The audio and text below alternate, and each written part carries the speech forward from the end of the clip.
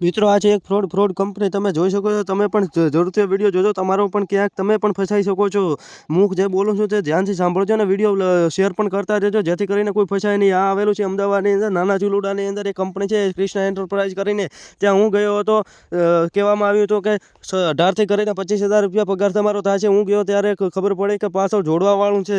ત્યાંથી હું પછી આવતો રહ્યો અને એક જે મને ભાઈ જે લાવવાવાળો હતો તેને મેં કીધું કે મારા પૈસા આવી જવા જોઈએ। હે ભૈયા કબૂલ્યા છે, મારી પાસે પ્રૂફ છે, રેકોર્ડિંગ છે। હું તમને જે સંભળાવું છું તે ભૈયા કીધું હતું કે હું ગમે તે કરીને તમારા પૈસા હું પાછા લવરાવીશ।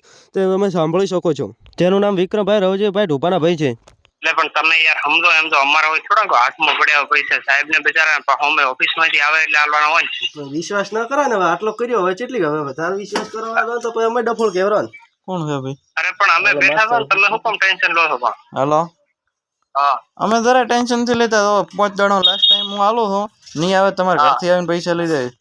હા રેડી, વાંધો નહીં। રેડી? હા એની જવાબદારી મારી। રેડી, હું તમને હા રેડી, બસ તો આવી રીતે ખાલી થોડોક યાર તમે સમજો તો અમને ખબર પડે ને એમ। ના, પહેલી તારીખે અહીંયાના કેવાથી ટાઈમે લે તો 5 દાડાનો તમને ટાઈમ આલો છો, 6ઠી તારીખે સવારનો 11-12 વાગ્યાના પૈસા આવે બધું રેડી। બીજું હું કઈ કહેતો તમે તમારા ઘરના કરાવો, કંપની કરાવે, આજ તમે જવાબદારી લીધી। બાકી હું કાયદેસર ચીટિંગનો કેસ કરીને મારા મહિને પૈસા 2 મહિને ખર્ચા હાથે હું પૈસા લો। ભાઈ વાત કરી રહ્યા છે, તેમનો આ ફોટો છે। તે ભાઈએ એમ કીધું છે કે અમે એમ કીધું હતું કે વાત કરી હતી પહેલે કે જો પૈસા ના મળ્યા તો તમારા ઘરેથી આવીને લઈ જાય। તો અમે આની ઘરે જ્યાં એના બાપો ન બોલવાનું બોલ્યા છે, અમે તેને ઘરે પણ જઈને આવ્યા છીએ। તો હવે તે આપતા નથી અને પૈસા ફસાવે છે। ત્યાં માણસોને લઈ જઈને ફસાવવામાં આવે છે, પહેલા હોળ ભરવામાં આવે છે, તે પછી પૈસા આપતા નથી।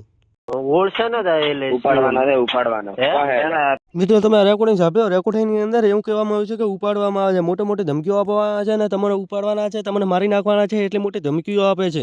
મિત્રો ફ્રોડ કંપની અને ફ્રોડ માણસો સાથે શું થવું જોઈએ કોમેન્ટમાં લખતા જજો મિત્રો।